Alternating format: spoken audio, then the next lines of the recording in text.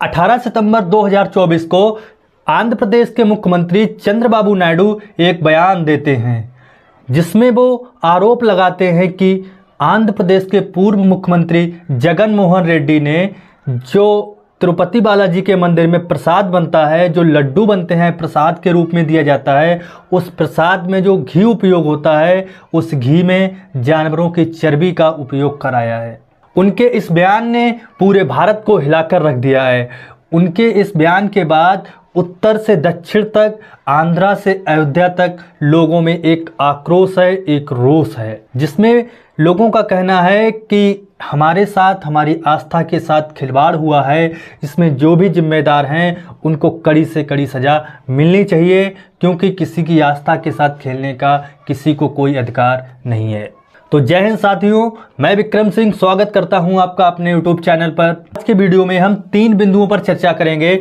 तो जो पहला बिंदु है जिस पर हम चर्चा करेंगे कि आंध्र प्रदेश के पूर्व मुख्यमंत्री जगन मोहन रेड्डी ने क्यों निजी कंपनी को मंदिर के प्रसाद में जो घी उपयोग होता है उसका ठेका क्यों दिया। और जो दूसरा बिंदु है जिस पर हम चर्चा करेंगे, जो घी की लैब रिपोर्ट आई है उस रिपोर्ट में ऐसा क्या था जिस वजह से आंध्रा से लेकर अयोध्या तक एक तूफान सा आ गया है। और तीसरा जो बिंदु है जिस पर हम बात करेंगे तिरुपति मंदिर, और जो तिरुपति के मंदिर में जो प्रसाद मिलता है लड्डू के रूप में, तो उन लड्डुओं के ऊपर चर्चा करेंगे, क्योंकि ये जो लड्डू है ये कोई आम लड्डू नहीं है, ये बहुत ही खास लड्डू हैं। और इन लड्डुओं को जीआई टैग भी मिला हुआ है कि मतलब कि तिरुपति लड्डू के नाम से पूरे देश में कोई भी व्यक्ति या संस्था लड्डू नहीं बेच सकती है। तो शुरू करते हैं आज का वीडियो, जिसमें हम पहले बिंदु पर चर्चा करेंगे कि क्यों जगन मोहन रेड्डी ने प्राइवेट कंपनी को मंदिर के प्रसाद में जो घी उपयोग होता है उसका ठेका क्यों दिया था।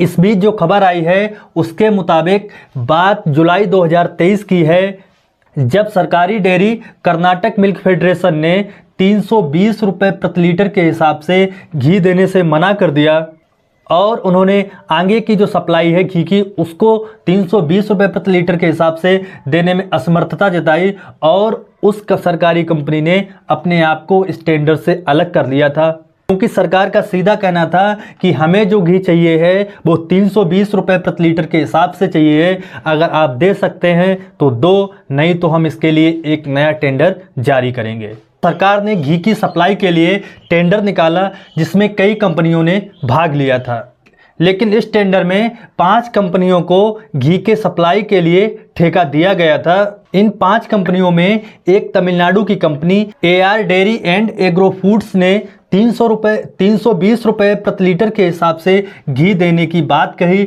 और 320 रुपये प्रति लीटर के हिसाब से टेंडर दिया। उसका टेंडर स्वीकार कर लिया गया, क्योंकि सरकार भी इसी रेट पर थी कि हम जो रुपए देंगे, जो हम रुपए दे सकते हैं घी के लिए वो 320 रुपये प्रति लीटर से ज़्यादा नहीं दे सकते हैं, हम रुपए सिर्फ इतने ही दे सकते हैं।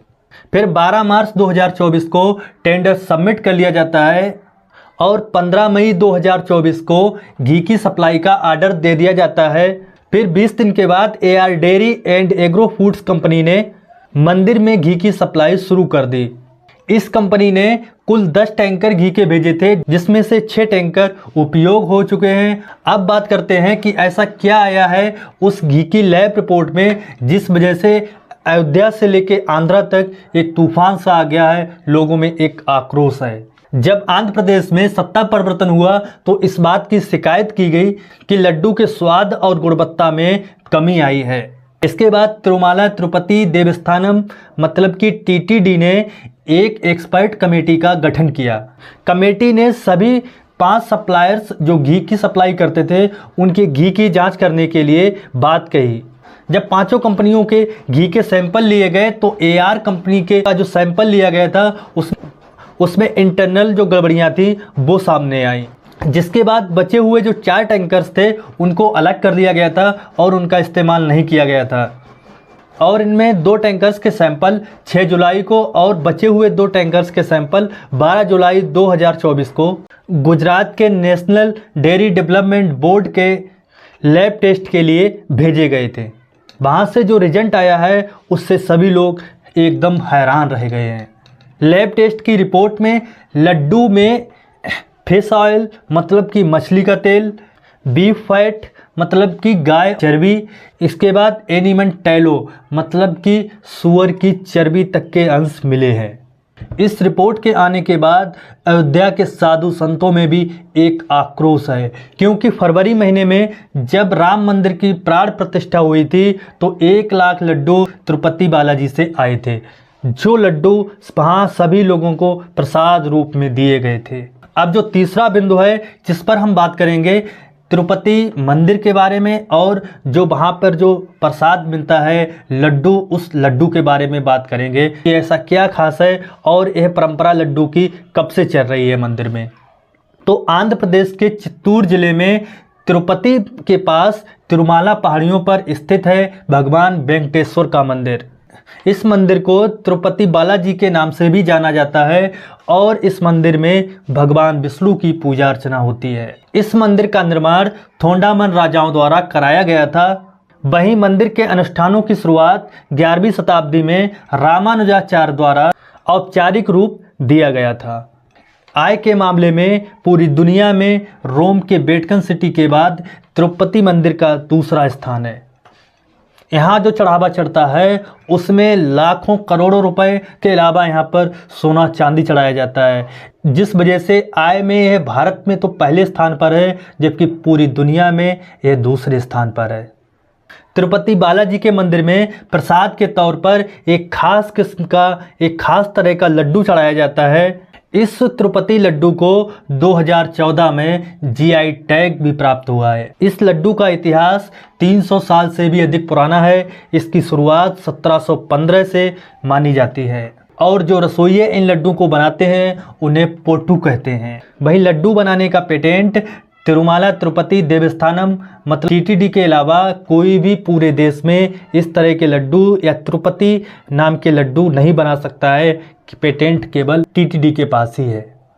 यहाँ मुख्य रूप से 3 प्रकार के लड्डू बनाए जाते हैं, जहाँ सबसे छोटे लड्डू को प्रोक्तम कहा जाता है। इसका वजन लगभग 40 ग्राम का होता है और यह मंदिर में आने वाले सभी श्रद्धालुओं को बिल्कुल फ्री दिया जाता है। दूसरे किस्म का जो लड्डू है उसका नाम है अस्थानम। इस लड्डू का वजन लगभग 175 ग्राम का है और इस एक लड्डू की कीमत 50 रुपये है। यह लड्डू किसी विशेष त्यौहार पर बनाया जाता है। इसके अलावा जो तीसरे प्रकार का लड्डू है उस लड्डू को कल्याणसम कहते हैं। यह सबसे महंगा लड्डू है और इस लड्डू का वजन लगभग 750 ग्राम है और इस एक लड्डू की कीमत 200 रुपये है। और इन लड्डुओं के माध्यम से हर साल 500 करोड़ तक की कमाई होती है।